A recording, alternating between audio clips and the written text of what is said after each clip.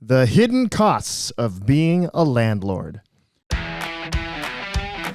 You're listening to Home Sellers Advantage. I'm your host, Aaron Zapata. And I'm your other host, Todd Anderson. We are the Bald Brothers team at Impact Realty Group with Real Broker, and we are here to give you the home seller's advantage. You can find us online at www.baldbrothers.tv. Again, that's baldbrothers.tv. Or you can call us at 833-305-BALD. That's 833-305-2253. What a great topic we have for today for property owners. You know, we did our last episode on Prop 33.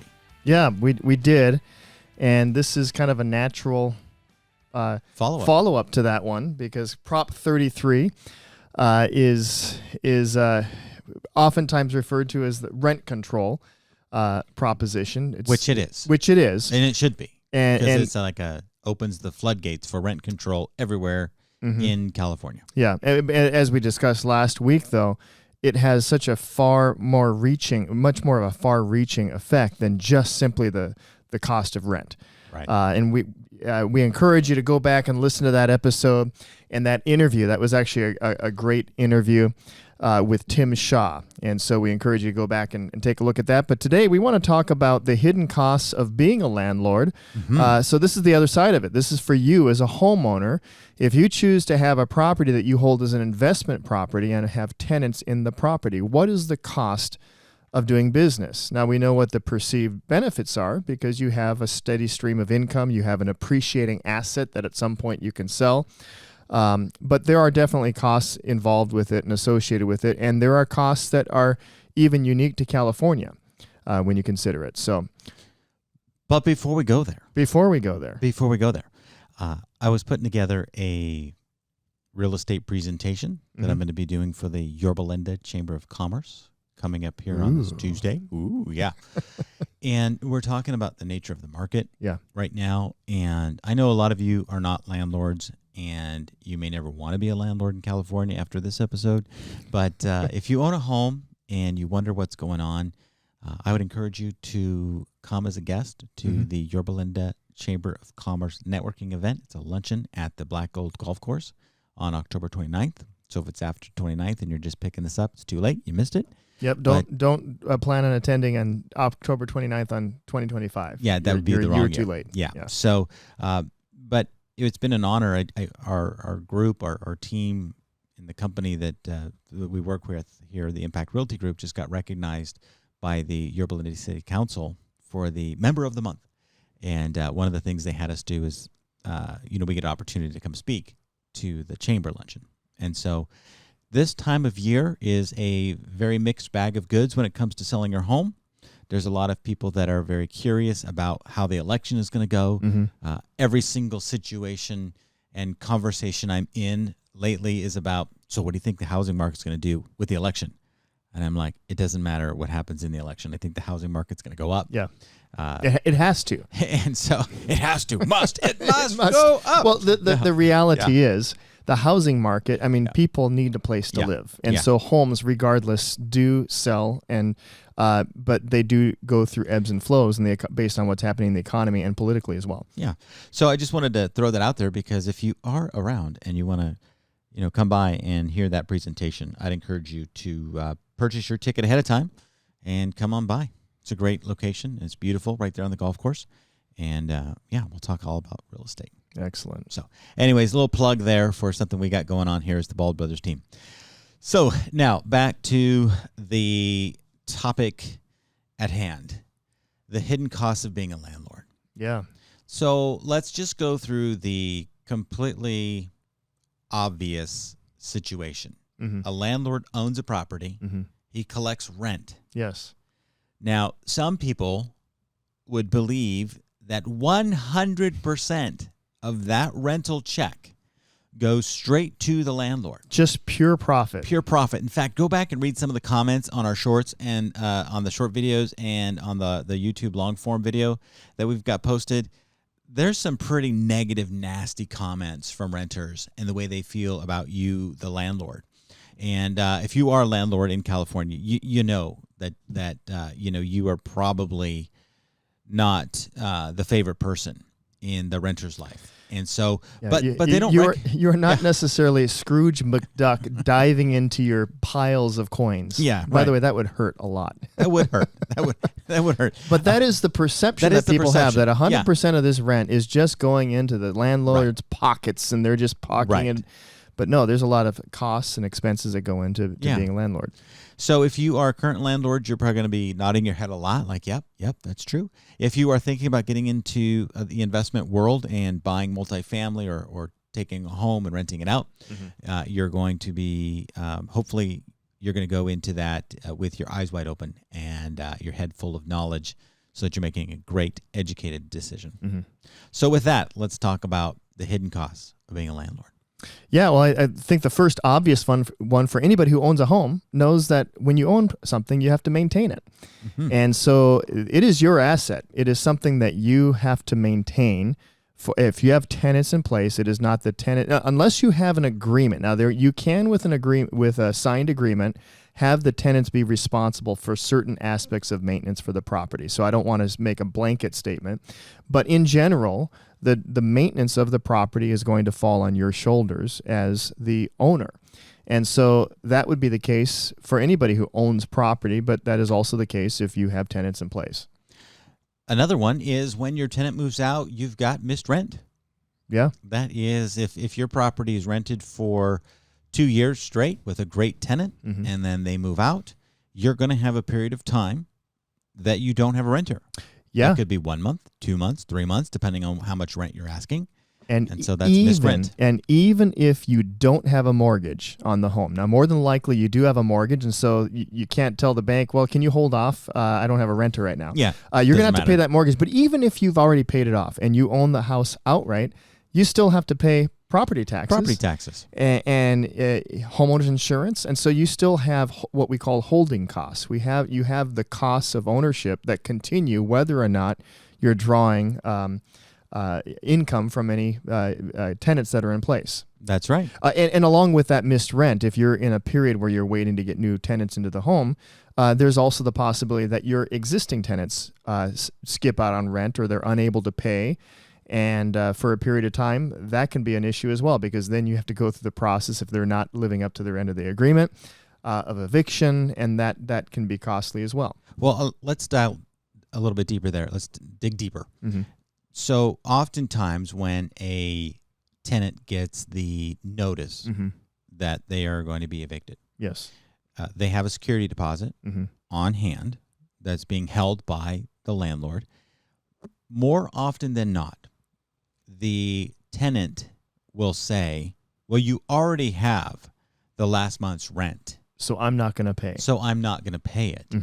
And that might not be last month's rent. It might be a security deposit that's held in trust so that when you move out, you will have moved out and left the home in a good condition. Yeah. But so often these days we have renters that then say, you know what, I'm losing my place. I've got to save up money for my next security deposit, and I'm just not going to pay it. And good luck getting me out. And so that's actually a lost form of money in rent as well. That's a hidden cost, is you're not going to get the last months of rent once you give an eviction. Yeah, and that's often the case. And if they do that, and then when they do move out, there may be damage to the property, and now you no longer have a security deposit to hold to help cover those damages. And by the way, that is the purpose of that security deposit, to hold to make sure that the tenants are taking care of the property, because you will retain part of that security deposit, if not all of it, if there are damages that need to be paid to restore the property. Now, you can't necessarily hold it if it's just regular wear and tear. So that has to be verifiable. But if they haven't paid their last month's rent and they're saying just hold on to the security deposit, you really haven't gained in there. You haven't covered the cost of those damages and repairs. You haven't gained anything. And in the state of California, if they've been in there for 1 year and 1 day, anytime over 1 year, you have to give them a 60-day notice. Yes, 2-month notice, yeah. Exactly. And so that gives them the opportunity to skip rent for 2 months. Now, that's a breach of contract. That's not what you guys have agreed upon. But as a landlord, you need to know that's going to happen. We see it a lot. Yeah. We work with We work with probate, and a lot of times these homes are investment properties, Mm-hmm. and the estate is now selling them, and they've got tenants in there. And we have to go in and give them that 60-day notice. Mm-hmm. And oftentimes they just stop paying the rent. Yep. And in many cases, they haven't paid the rent in months Mm-hmm. because they don't know who to pay. Mm-hmm. And it is next to impossible to collect back rent from a tenant. It just is. It is impossible. And you have to count the cost. Yeah. And we had one of those situations where the tenant stopped paying because there was a change in the status of the owner, and they didn't know who to pay, so they just didn't pay. You're absolutely right. So, yeah, that is a really big issue to consider. Is all of those items.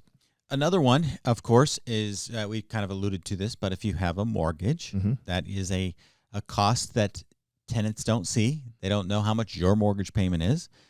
If you have an adjustable rate loan, and a lot of the larger apartment complexes are purchased on adjustable rate mortgages, Mm-hmm. that mortgage could fluctuate, go Yeah. up and down with the Federal Reserve or the going interest rate market. And so that is another cost. And along with that, you have HOA costs. And if, once again, going back to the missed rent, if those rent payments aren't being paid, or if you don't have a tenant in place, those HOA fees continue to have to be paid. Now, of course, HOAs only apply if you have a condo Mm-hmm. or you have a property in a city that has a citywide HOA, Mm-hmm. which we know many places here in Southern California have overlays of HOAs. Mm-hmm. Sometimes you have 2 and 3 HOAs. Yeah. You know, depending on where it's at. So that doesn't apply in every single Yeah. situation. Yeah. Another big one that you should go back and listen to our episode with the Squatter Squad. Mm-hmm. You realize that a disgruntled tenant is not going to go without some little cha-ching in their pocket. Mm-hmm. And so there's often the pay to leave Mhm. process called cash for keys. Cash for keys. And that can be thousands of Yeah. dollars. Oh, and it's Thousands of dollars. it has hurt us on behalf of our clients when we've had to turn over cash just to get the keys from a tenant. Yeah. So Yeah. our clients or our sellers can actually sell the property. Yeah. So there's another hidden cost. Yeah. So in cash for keys can be $1,000. It can be $15,000, Mm-hmm. depending on the scenario.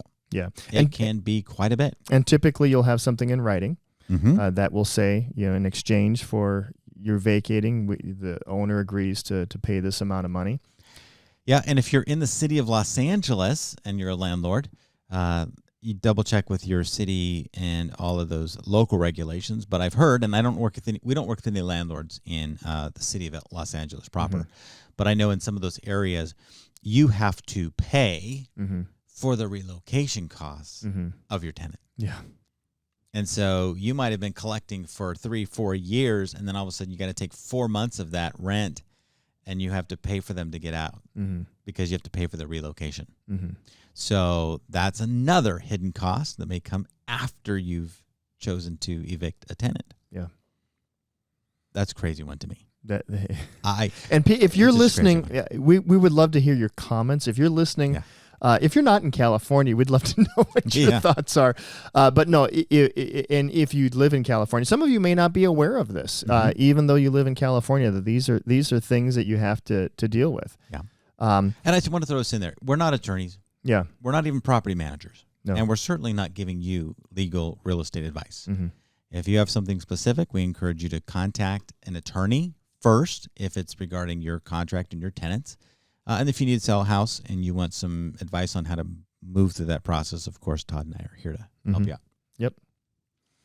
All right, pay to leave, cash for keys. Let's go to eviction. Okay. The eviction process. Mm-hmm. This is the tenant holdover that says, I don't care what you're going to do. You're not kicking me out of here. Mm-hmm. And that is not only lost rent, Mm-hmm. because the reason you're evicting is because of non-rent, typically. And so you're not collecting rent, and now you're charging and you're having the expense of hiring an attorney. Yeah. The reason you're evicting is because there's significant financial loss to begin with. And now you've got you've got to deal with the legal process. And so you have attorney fees involved, plus you have court filing fees, plus you have all your holding costs that go on. And a tenant that refuses to move out is perhaps one of the most expensive hidden costs of being a landlord. Yeah. So that's just throw that in there. Yeah. So be very careful when you are screening potential tenants. Yeah. But the thing is, you just never know. You never know. And in fact, one of the schemes that we've heard recently is where a tenant that is currently in good standing says, you know what? I have an extra bedroom in the house and I'm going to sublease or I'm going to rent out that room.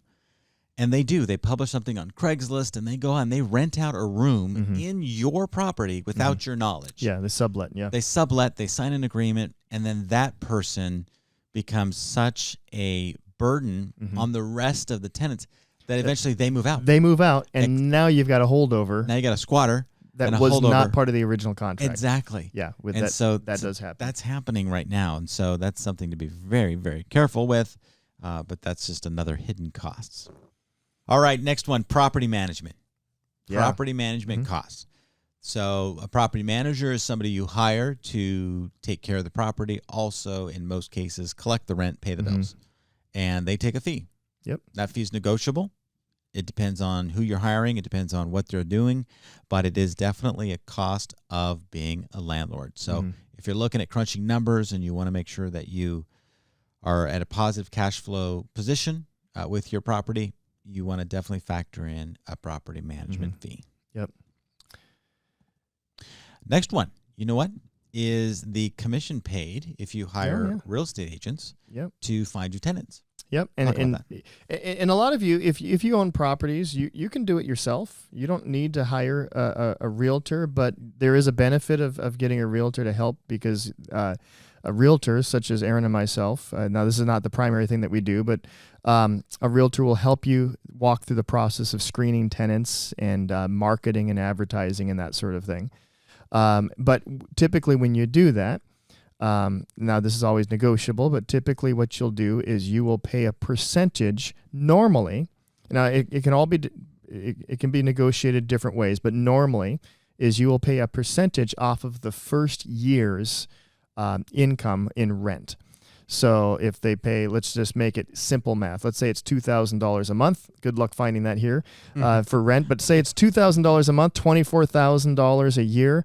For the first year, just for the first year only, and you're going to earn a 6% commission off of that $24,000, and then that might be split with the tenant's agent. But typically that's kind of what you're looking at, and so that is a fee, a cost in terms of it'll be part of an advertising cost to try to get a tenant in the home.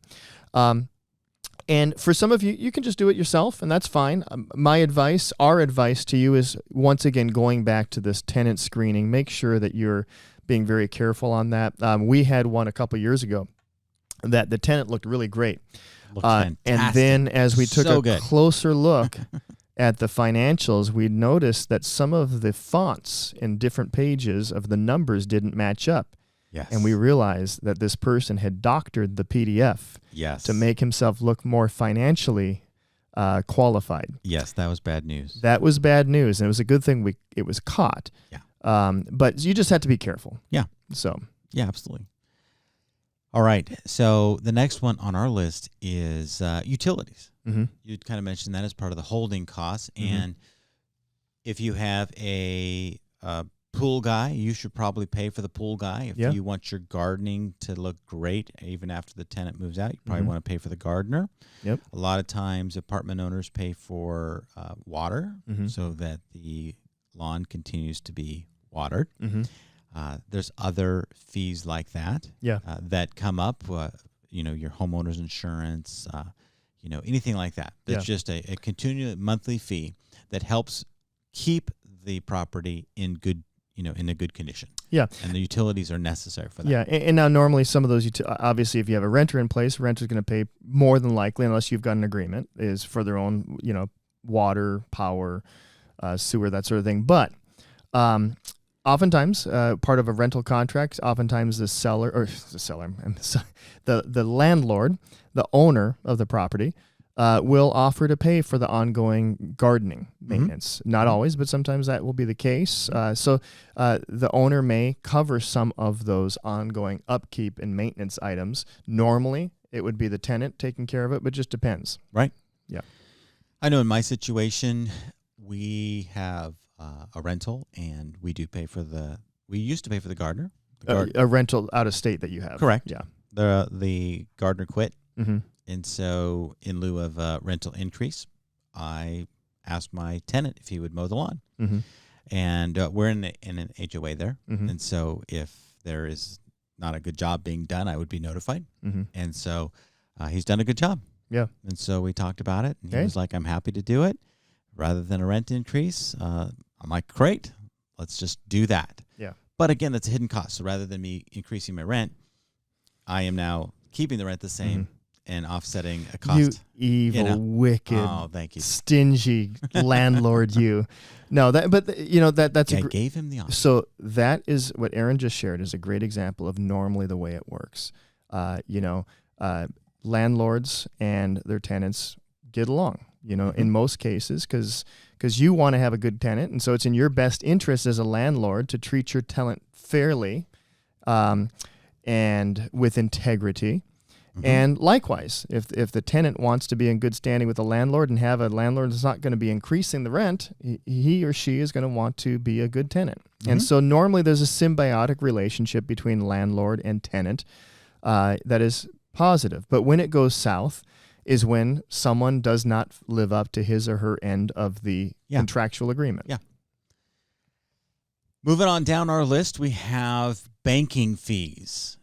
If you have a rental, you should have a separate bank account. Mm-hmm. Often that is a low balance bank account. You're not having a lot of money in there. So typically those are not free accounts. Mm-hmm. They charge service fees. You might have a bounced check, and then they're going to charge you non-sufficient fund fees for the checks that get bounced. Now, all that stuff that you should be able to go back to your tenant and collect for, but those are fees that are going to come out of your pocket, and whether or not you get reimbursed for them is totally up to you. But we're giving you this list so that you can think about it when you're thinking about buying your investment property. Otherwise known as irritation fees. Oh, so irritable.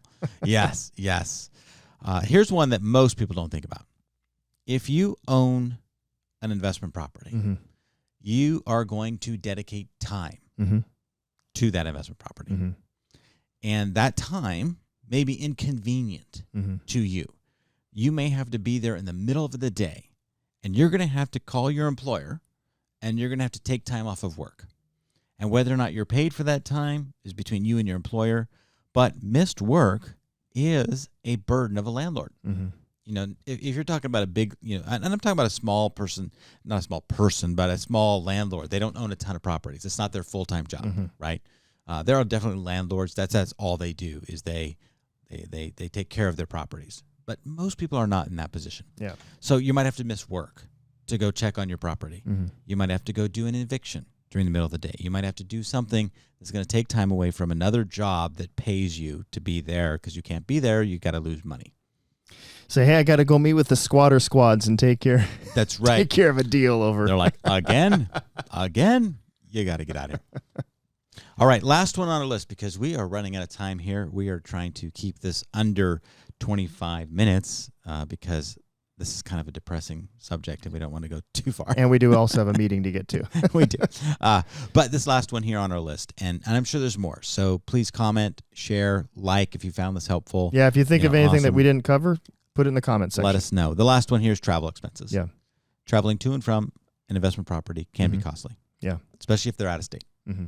Something happens, you got to buy that plane ticket. That could be like all the profits for 1 month. Mm-hmm. And you just have to be aware of that. Yeah. So hopefully this is helpful to you, that you have been able to learn something along the way. And we're here at the Bald Brothers team at the Impact Realty Group at Real Broker. It's a really long name. That's a long. Yeah. But what do we do, Todd? We sell homes. Yes, we do. And so if you have any needs in the real estate world, we would love to help you. It's the fourth quarter here, 2024. We have been blessed. We are really busy. We've got a lot of listings, a lot of sales going on. And so we'd love to talk with you between now and the end of the year. We have a goal of talking with 8 more sellers. Yep. And that would reach our goal for the year. Mm-hmm. And we're excited about the potential of that happening. So, Yep. what's our phone number? 833-305-2253. 833-305-BALD. Is got how it. you spell it. That's how you spell it. Because we're bald. We're And we bald. sell houses. We're bald, don't you see? And if you're watching us on YouTube, you see it. But if you're listening to us, you have no idea. Don't we sound bald? We sound bald. We sound like Those a couple guys of bald sound guys. bald. That's right. All right. Hey, thanks for listening. We welcome you back next week. And the topic is yet to be determined, but it'll be good. It'll be a surprise. It'll be a surprise. All right. God bless. We'll talk to you soon. Thanks for listening to the Home Sellers Advantage. The Bald Brothers team is a licensed DBA of Real Broker, licensed by the California Department of Real Estate, number 02022-092. Again, we do not give any real estate, legal, or financial advice. If you'd like to reach out to us, you can call us at 833-305-BALD, or you can reach us online at baldbrothers.tv. Equal housing opportunity.